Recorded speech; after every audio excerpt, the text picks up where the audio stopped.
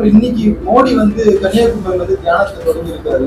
ஒரு பக்கம் திமுக எதிர்ப்பு தெரிவிச்சிருந்தாங்க, மோடி கன்னியாகுமரி வரக்கூடாது, தேர்தல் இருக்கிறதுனால தியானம் பண்ணக்கூடாதுன்னு சொல்லிட்டு ஒரு விதமான மறைமுக இன்ஃபுளுன்ஸை ஏற்றக்கூடிய அளவுக்கு இவருடைய செய்கை இருக்கிறது.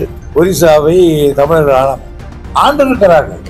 அண்ணாமலைக்கு தான் பதில் சொல்ல விரும்பல கூட்டிருக்கிறார். இன்னைக்கு மோடி கன்னியாகுமரி தியானத்தை தொடங்கியிருக்காரு. அதை எப்படி பாக்குறீங்க சார்? ஒரு பக்கம் திமுக எதிர்ப்பு தெரிவிச்சிருந்தாங்க, மோடி கன்னியாகுமரி வரக்கூடாது, தேர்தல் இருக்கிறதுனால தியானம் பண்ணக்கூடாதுன்னு சொல்லிட்டு இன்னைக்கு தியானத்தை தொடங்கி பண்ணிட்டு இருக்காரு. இந்த தேர்தலில் மோடியினுடைய பேச்சுக்கள் எத்தனையோ அத்துமீறல்களுக்கு உட்பட்டது.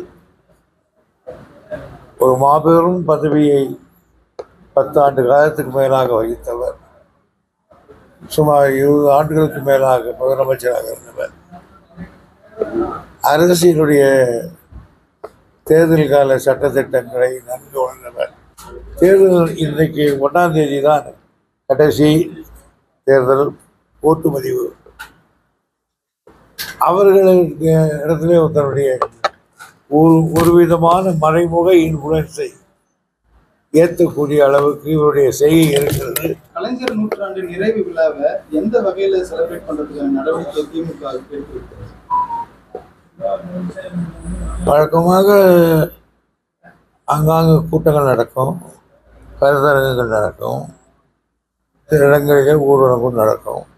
இது மாதிரி தான் அவங்க கலைஞருடைய புகழ்பாட்டுகிற வகையில் எல்லா நடவடிக்கைகளையும் செய்வோம். ஏன்னா ஜூன் 4 வாக்கு எண்ணிக்கை இருக்குது, அதுக்கு முன்னாடி தான் கலைஞரோட இருக்கு. ஸோ அந்த அடிப்படையில் ரொம்ப வருஷம் கஷ்டம்தான். ஏன்னா அவர் பர்த்டே முதல் நாள் 2ஆவது நாள் ரிசல்ட் வருது. அது வந்துட்ட உடனே எப்படி இருக்குன்னு தெரியாது. பட் இருந்தாலும் அது அகில இந்திய அரசியலை ஒட்டியது, தலைவருக்கு எங்கள் தமிழ்நாட்டை ஒட்டியது. இன்னைக்கு பருவமழை தொடங்குற நிலையில் இருக்கு தமிழகத்துல. குறிப்பா நம்ம பாலாத்துல ஒரு 2 இடத்துல தடுப்பணை கட்டி வராங்க. அது பணிகள் எப்போது நிறைவேறும், அது சம்பந்தமா ஆய்வு பண்ணிருக்கு.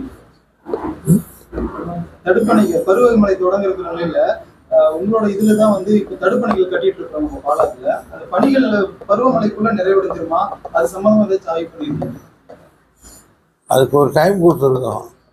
அந்த டைமுக்குள்ள ஒவ்வொருத்தருக்கு தனி மாதம் கொடுத்துருக்கோம். அதுக்குள்ள அவங்க முடிச்சிடுவாங்க. அமித்ஷா ஒரு பக்கம் ஒடிசாவை தமிழர்கள் ஆளலாமா கேள்வி. மோடியே பூரி ஜெகநாதரோட ஸ்கீ தமிழ்நாட்டுக்கு போயிடுச்சு, தமிழர்களை ஒரு மாதிரி பேசிருக்காங்க. அதாவது ஒரிசா என்பது கலிங்கம். கலிங்கத்தை ஒரிசாவை தமிழர்கள் ஆண்டிருக்கிறார்கள். அதானே நம்முடைய குலோத்தங்கன் படையெடுத்தான் கலிங்கத்து பரணி. அதான கலிங்கத்தை பரணி போடுறாங்க. கலிங்கத்தை ஒரிசான்றது கலிங்கம். அந்த கலிங்கத்தை நாம் வென்றிருக்கோம். கலிங்கத்து பரணி அன்றைக்கே பாடியிருக்கோம். குலோத்தங்க மலை இருக்குது, ஜெயங்கொண்டான் ஆகியனால ஒரிசா ஒரு காலத்தில் எங்ககிட்ட தான் இருந்தது. தமிழர்கள் ஆண்ட காலத்தில், சோழ மன்னர் காலத்தில் இருந்தது. அதே போல மாநில தலைவர் அண்ணாமலை ஜெயலலிதா இந்துத்துவ தலைவர் அப்படின்னு சொல்லிட்டு ஒரு நீங்க எதிர்கட்சியில் அமர்ந்திருந்தவங்க ஜெயலலிதா பார்த்தவங்க, அவங்க எப்படி இந்துத்துவ தலைவராக தான் செயல்பட்டாங்க ஜெயலலிதா. அண்ணாமலைக்கு தான் பதில் சொல்ல விரும்பல கூட்டிருக்கார். அதே போல முல்லை பெரியாறுல 2014ஆம் ஆண்டு அதிகாரிகள் போயிட்டு வரதுக்காக தமிழர்கள் ஒரு படகு வாங்கினாங்க சார், 1 கோடி ரூபாய் பட்ஜெட்ல. ஆனா கடந்த 10 ஆண்டு கடமை அந்த படகு செயல்பாட்டுக்கு வரல. அது செயல்பட்டு கொண்டு நடவடிக்கை நடக்கிறது. ஏன்னா அது போதிய வசதிகள் அதில் குறைபாடு இருக்குதுன்னு சொல்லிட்டு 10 ஆண்டு அதை அப்படியே ரிக்வெஸ்ட் இருக்காங்க சார்.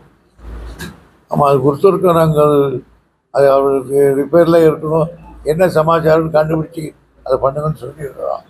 என்னன்னு நான் விசாரிக்கிறேன். செய்திகளை உடனுக்குடனும் துல்லியமாகவும் தெரிந்து கொள்ள சப்ஸ்கிரைப் பண்ணுங்க.